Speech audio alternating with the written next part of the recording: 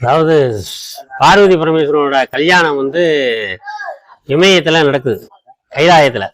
அங்க வந்து எல்லாரும் அங்க வந்துட்டா அந்த பகுதி வந்து வடக்க பகுதி வந்து வசந்தரும், இந்த தாழ்ந்தரும் தென்பகுதி வசந்தரும் அப்படிங்கிறதுக்காக பரமேஸ்வரன் வந்து அகஸ்தியர்கிட்ட சொல்றாரு, இந்த மாதிரி திருக்கல்யாணம் நடக்குது, அதுக்கு வந்து எல்லாரும் இங்க வந்துட்டாங்கன்னா தென்பகுதி வசந்தரும், அந்த தென்பகுதி ஒசராம இருக்கிறதுக்காக அகஸ்தியரை வந்து தென்பகுதிக்கு போக சொல்றாரு. அப்ப வந்து சக்திகிரி சிவகிரின்னு 2 மலையை வந்து கூட்டிட்டு போக சொல்றாரு. அவர் பாட்டு பாடிட்டு கூட்டிட்டு வர்றாரு. கூட்டிட்டு வரும்போது இங்க இடும்பாசுரன் வந்து இந்த இடத்துல ராஜ்யம் பண்ணிட்டு ரொம்ப அராஜகம் பண்ணியிருக்காப்புல.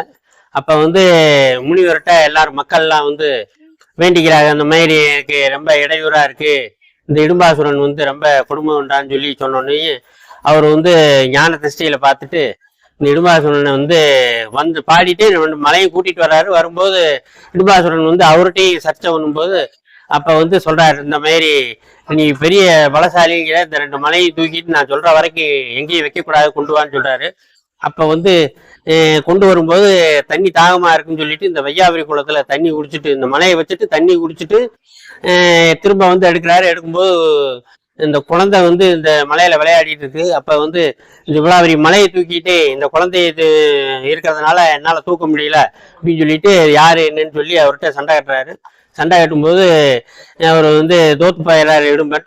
அப்ப வந்து இடும்பன் மனைவி வந்து வரம் கேட்குறாங்க, இந்த மாதிரி எனக்கு தாலி பாக்கி வேணும் அப்படின்னு சொல்லி கேட்கும்போது உங்களுக்கு என்ன வரம் வேணும்னு கேட்டு, இந்த மாதிரி வர்ற பக்தர்கள்லாம் என்னை முதல்ல தரிசனம் பண்ணிட்டு கோரிக்கை வச்சாங்கன்னா, வேண்டிட்டு போனாங்கன்னா அதெல்லாம் சிறப்பா நடக்கணும், உடனே நடக்கணும் அப்படின்னு சொல்லி வேண்டிக்கிறாங்க. அது பிரகாரம் இங்க வந்து ஸ்தல வரலாறுல நடந்துட்டு இருக்கு. முதல்ல வந்து திருவாவினங்குடி தரிசனம் பண்ணிட்டு, 2வது இடுமன் தரிசனம் பண்ணிட்டு, 3வது தான் பழனி ஆண்டவர் தரிசனம் பண்றதாக ஒரு ஐதீகம். அது தொண்டு தொட்டு நடந்துட்டு இருக்கு. இடுமன்றது வந்து ஒரு அசுரம் தான். ஆமா.